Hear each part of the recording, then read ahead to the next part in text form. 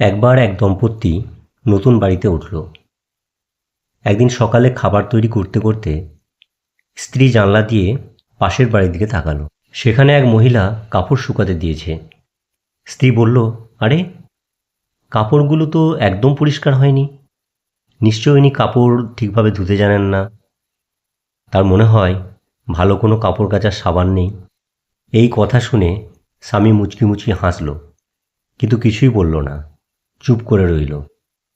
এরপর প্রায় প্রতিদিনই যখনই পাশের বাড়ির মহিলা কাপড় শুকাতে দিতেন, স্ত্রী রোজ একই কথা বলতো, ওনার কাপড়গুলো মোটেই পরিষ্কার হয় না।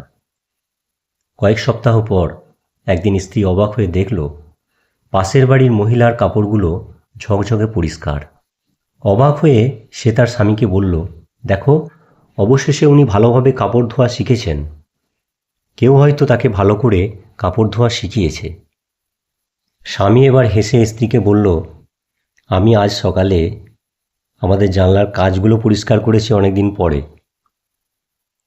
স্বামীর কথা শুনে স্ত্রী লজ্জায় পড়ে গেল এবং সে তার ভুলটা বুঝতে পারল। বন্ধুরা, আমাদের জীবনটাও এমনই। আমরা কোনো কিছু দেখার সময় যা দেখি তা নির্ভর করে আমাদের সেই জানলার পরিচ্ছন্নতার উপর, যা দিয়ে আমরা দেখি। আমরা অনেক সময় অন্যকে দোষ দিই, কিন্তু আসল সমস্যা থাকতে পারে আমাদের দৃষ্টিভঙ্গিতে।